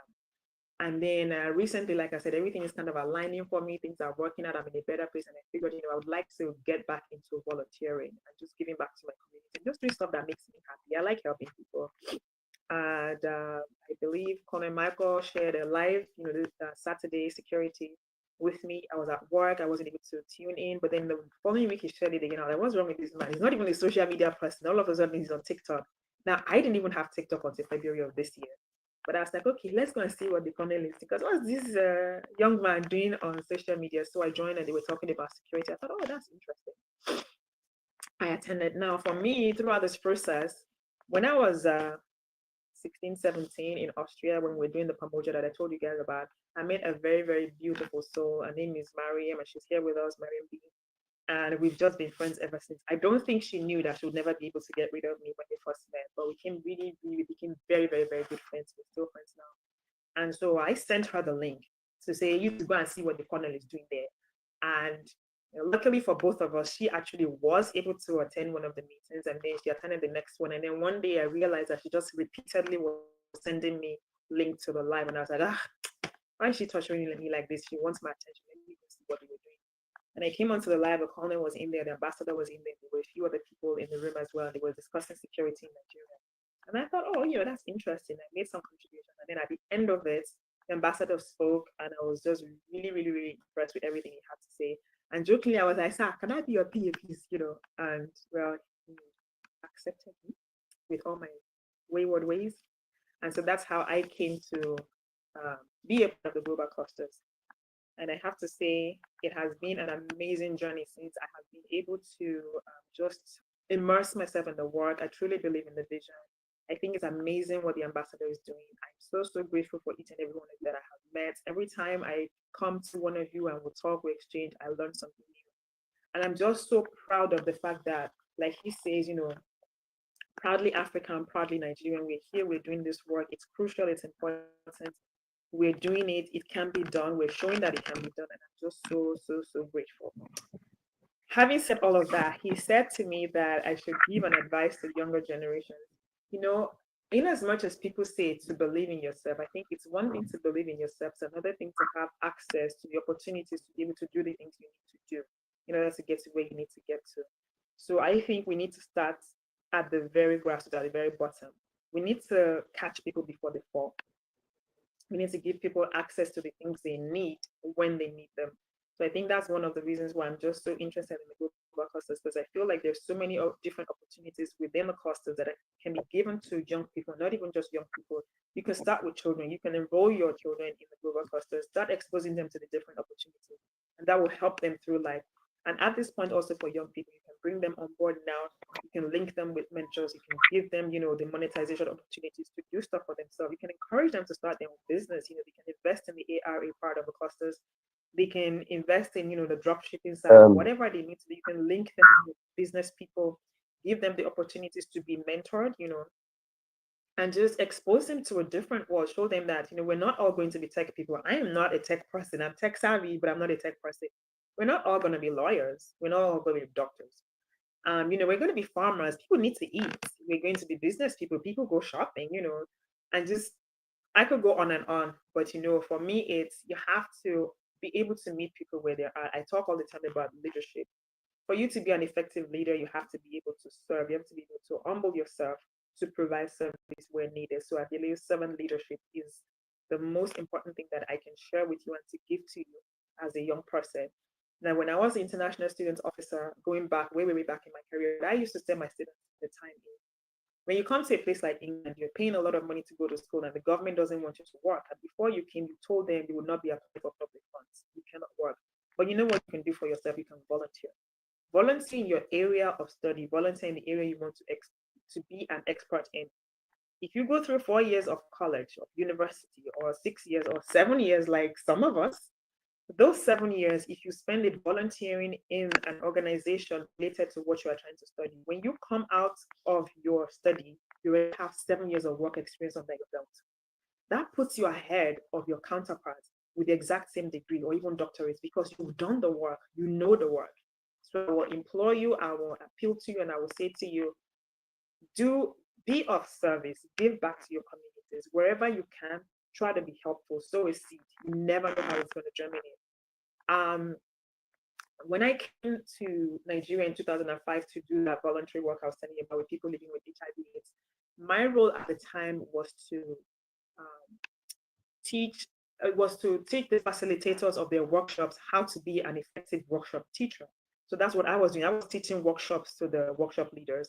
And I remember during one of my workshops, a young lady said, "Oh, your name is so and so Aloba." I said, "You said you're from Ekiti." I said, "I don't know if you know, when I was in university, I went to Federal Poly." I said, "Oh, that's my dad." She said, I said, "Yeah." Before she said that, I know exactly what you're talking about. I know you're talking about my father. And she was like, "That man was such a brilliant man. I will never forget him. He helped me." Unfortunately, this was like way before the age of Facebook and cell phones and whatever. Because I was teaching so many classes, by the time I was done, she had left. I teach is an hour long, then I take a break, teach the next class. She was gone. I never really got to reconnect with her. But when my father was teaching in the 80s, he never knew that I would meet her in the 2000s. So for me, it's like, do good because it's the right thing to do. He wasn't doing it to get paid. He wasn't doing it to gain favors. But look at how I came. If he had been a terrible lecturer asking for favors from female students, she would remember that. And when she met me, that's the picture she would have had in her head. But the picture she had in her head was a very helpful person, a very important part of her life. That, I mean, because, and for me, I was like, oh, I didn't even know he had female students. Because land surveying, that's like very, it's not a female, and I know, this is Nigeria, this is anyway. But I was surprised by that, and I'm so glad that at least at some point in her life, she came across my father. He made a change in her life to the extent that she remembered his name, heard it how many years later, and she was asking me about it. I'm hoping 20 years time, somebody would meet my child and say, "Oh, are you Titi Aloba's daughter?" Do you understand? And I wish that for you too. So that would be my advice. And on that note, I'm going to wrap up because I feel like I've gone so way over time and you've all been so kind to indulge me. Thank you.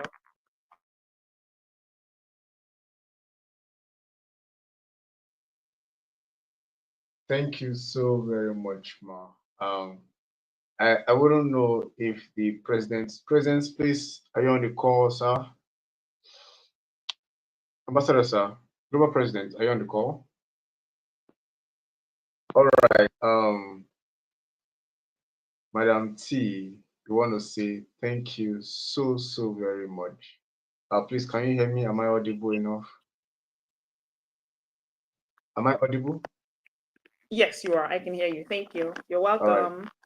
Yeah, thanks so very much. Before I add my voice, we have a lot of people on the call, and it's important that we have others also. Although the session is stated for 9 to 10, but we are so grateful for you to have such great courage Hello. to Sorry, express I was talking everything. and it seems you guys did not hear me. Can you hear me Okay, now?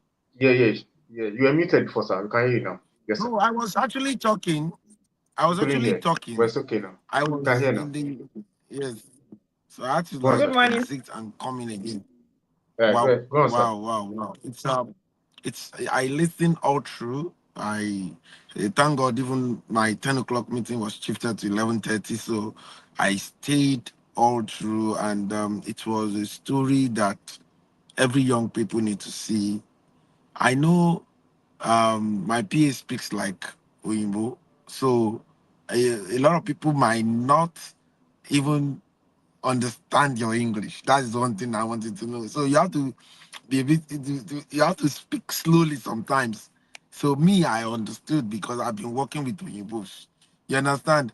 But for Nigerians that are not familiar with how fast the white people speaks, and they've not been watching American film and all of that. So now that is why they're asking us to take tofu. Remember, so tofu and IELTS was a thing for us because they feel that whenever a lecturer is teaching, you say, "Eh, what did you say?" All of the time. So because speaking and you're like, you're distracting the class, but they want to test your reading ability, your listening ability, your speaking ability, and your writing ability. So that is too far. I coordinated that exam for almost 7 years of my life during the time that I was in the ICT world proper. I was 1998 to like um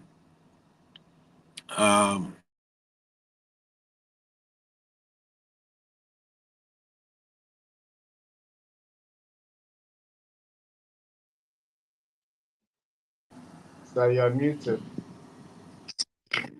sorry, can you hear me now? Sorry, Yes, yes, yes, yes, calls were yes. coming and all of that. So, and it was a great story. It was a story of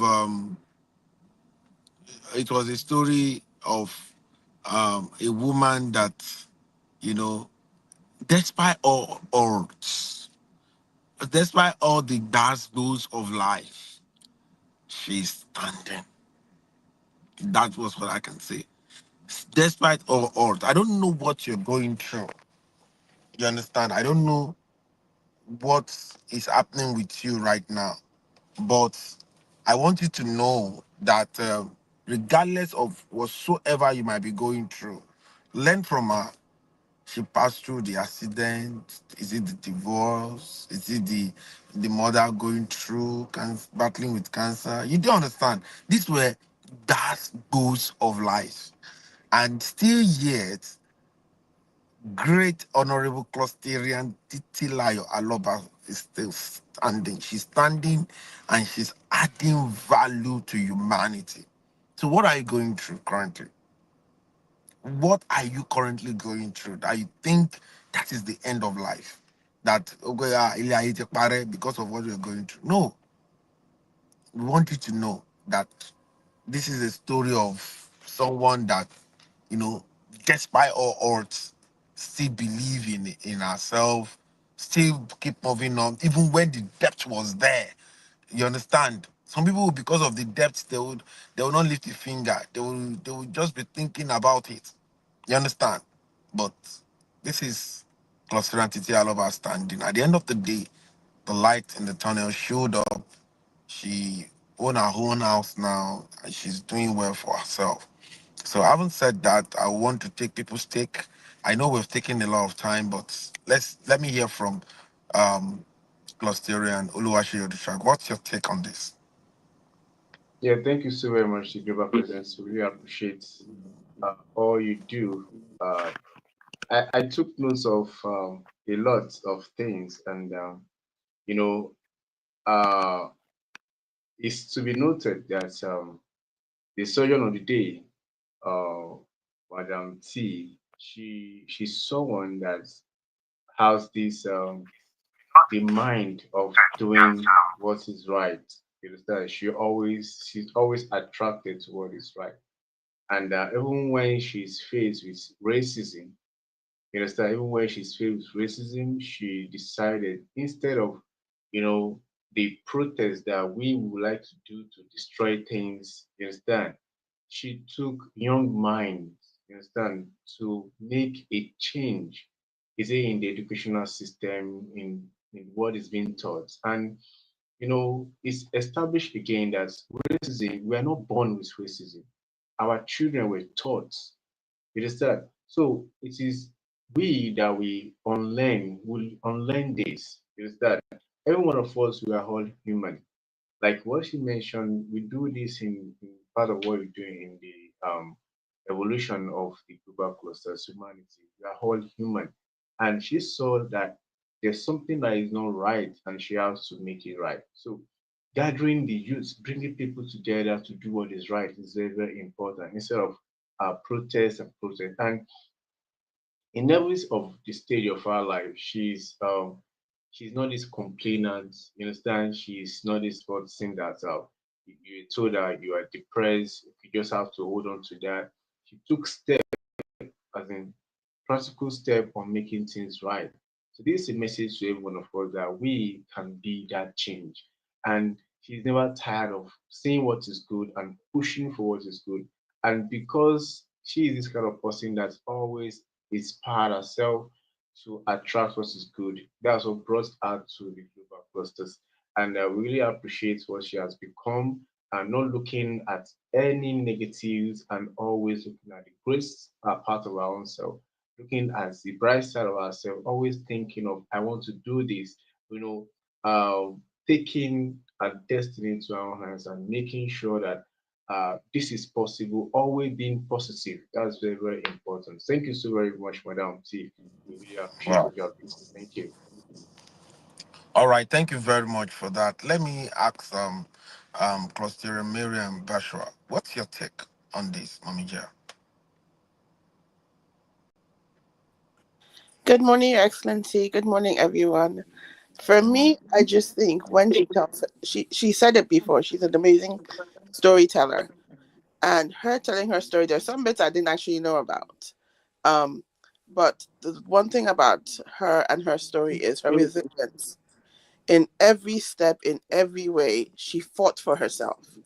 Mm, She put herself first, and she thought, "I'm gonna do this." And mm, she's always had this thing where she says, I'm going to change the world. So mm, everything she does is with that thing in the back of her head. I am going to change the world. It doesn't matter what the challenge is. It doesn't mhm, matter what life throws at me. It doesn't matter what situation I'm put in. I'm going to mm, overcome this and change the world. I'm going to be a mm, positive impact so that mm, people that come after me will say, well, if she can do it, then I must be able to do it. mm, If she can be a writer, if she can be a podcaster, if she can be on social media, if she can be a lawyer, if she can be an advocate, if she can take care of children with challenges, if she can, she has she's differently abled. She drives. People will be like, oh my gosh, I have an injury, I can't drive. No, she drives. I have an injury, I can't work as a flight attendant, I'll be standing. She does it. So who are we to say, oh, I have this little challenge? Because she's showing you whatever the challenge is, you can push through. You can make it. You can make that difference. You can change the world. And she's changing the world. mm, She's mm, changed my life.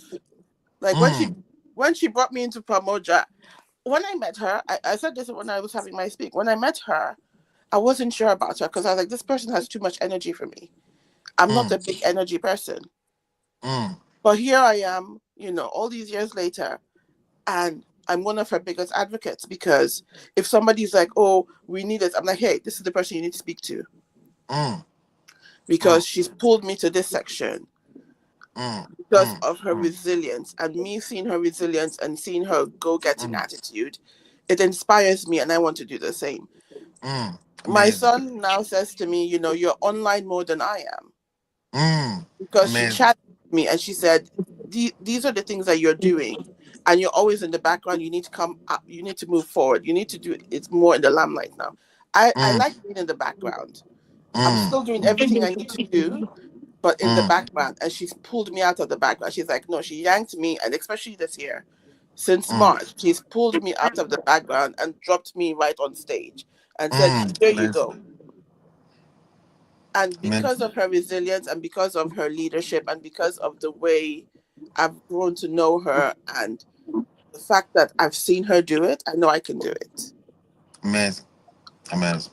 So I Amazing. appreciate her and I just thank her for sharing her story with everybody else in the clusters today because Mm, you guys can do it. We can all do it. She's the very, example. We can all do it. And because she's changing the world and showing us how, we can do it too. amazing. Amazing. Amazing. Amazing. Wow. Wow. That's a fantastic submission about my my my darling PA, that is clustering T. Aloba. And let me hear from the OO2 certificate revolution of the global clusters in the person of clustering Olukayode Uyidot. What's your take on the today's mind surgery revolution? Thank you very much, our global president. Excellent morning to you, sir. Ambassador Dr. Adekunle Badmus, I greet you for this great opportunity you have given unto us. You know, I always say that we cannot thank you enough. And I greet our First Lady for our support. Thank you Mhm. very much, ma'am. I greet Thank all the great clusterians that are present on the call today, and those that will be listening to us, and those that are non clusterians that are going to join us. I greet your PA, our spokesperson of today, the Madam surgeon of the T. day. Alaba, the surgeon of the day. That was a mind-blowing surgery, and I've learned a lot from you. You know, you're a good storyteller. It was interesting, even though it's like horror and full of everything. But you still showed us that you made it through. And seeing you here, and even myself with all I'm going through right now in the UK, you are giving me another more strength to never to give up. You have to keep the faith on. So far you have the goal set, and that's what I've learned from the story today, and we really, really appreciate that you are able to share this with us today. Thank you so much, and thank you for your strength, and I hope a lot of people learn from this. Thank you, the global clusters. I mean, thank you so much for what you are doing for our life, and I hope everybody on the call today take one or two from this story and use it to change your life and move another step up in your life, because Mm. there's no matter the situation you're going through, it is not the end. As long as you don't accept that that is your end, you need to be able to fight through. Once you are still able to wake up and breathe, that means you still have chances and opportunities. Thank you so much, Madam T, for sharing this story with us. Thank you for this great surgery of today. Thank you, everybody, for listening. That's my submission for now. Thank you, sir. Thank Amazing, you. amazing, amazing. Thank you very much. That is the voice of the OO2 certificate revolution of the global clusters. Having said that, I would want to draw the curtain here today. If you're watching online and or you're going to be watching this revolution afterwards, we want you to submit your own submission concerning this story, and let's hear from you. Let's hear your own opinion. We believe most people could learn from our story. Next year, we're celebrating our big 50. We're going to rock it, and we're going to be doing it in Turkey. So you start booking right now. Immediately after our November program is the next thing we're planning. We're planning a big 50. I'm going to celebrate her in a grand style. The whole world is going to celebrate her. And for me, I have a lot of testimony about her already. She brought joy not just to me alone, but to the global cluster as a whole. And this will go into the memory lane. We're just 1 year old. It was after around about the time we celebrated 1 year that she joined, and she has taken up a cluster that she's doing fantastically well on it. She's taken up the global social digital media network cluster of the global clusters as the OO1 on that cluster. And I'm telling you, I'm saying it to the world, she's doing it fantastically well, despite all her Thank you, business. sir. And as a matter of fact, she keep up with me like even more than myself. You understand that, like, we're having a meeting, it was midnight at their end, and she's just there. She's just there. She's one of the best and you can have in your life. Having her as a friend is a blessing. Having her as an acquaintance is a blessing. Having her as someone that you move around with is a blessing. You understand? Everything about her is a blessing. There is not any part of her that is not using to bless one. And she does not look like what she has gone through. That is another thing. You understand? A lot of people, you will just be wearing your problem on your face. She does not look like this. She looks so amazing. I met her face to face. We were all together all day on Saturday, and we're just rocking it from Radisson Blue to another event, another event, and we're just rocking it. And she did not look like what she has been through. What are you going through? Why are you wearing all of the things that you're going through on your own face and on your all your countenance was showing it? Please stop that. You can see a picture that we're trying to show you now. We believe that the picture of the person that has that has done the mind surgeon for us today will resonate with you, and will impact you positively for you to move from where you are to where you ought to be. So, having said that, I will ask my final question that said, who are we?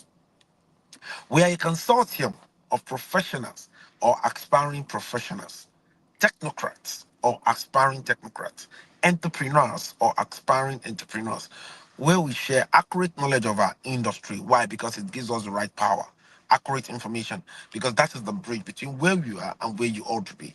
Accurate connection, because to whom you are connected to determine what you collect. We are not just a social media platform with a marketplace with the best monetization in the world. We are the first nation building social media platform on earth, and it's proudly Nigeria, proudly Africa to the world. We are up, we are up to mine and produce accurate and quality professionals, accurate and quality technocrats, and accurate and quality entrepreneurs. To join us, a one-time lifetime equestrian combo package with of 61,000 naira or its equivalent applies, and it comes with a discounted UK diploma course, by London Tea Career Institute. And for vendor, a one-time lifetime 81,000 naira with ability for all clusterian to help you promote your product and the hand every day. Once you join the global clusters, you start earning immediately. We have the best monetization in the world. Don't miss an opportunity to be part of us. Subscribe to all of the social media channels and follow us so that you can bring out the best in you. Tonight, we'll be having um, the survival strategies in the new normal. And she will equally come and share a strategy with you. I think she's going into something, a fashion thing, and we're discussing it, and she's going to share it during the survival strategy in the evening, and that is from 5 p.m. And we're going to be learning something today about access and how you utilize access. A lot of people don't know that access is another oil. So I've given you the expo of what we're going to be discussing, and it's not something that you want to miss. And you will tell your friend, tell your brothers, sisters, and everybody, your acquaintance, that survival strategies in the new normal, 5 p.m. every Monday. They shouldn't miss it. Having said that, I want to say thank you very much. God bless you. Have a wonderful and wonderful day. See you in the evening. Bye for now. Bye bye.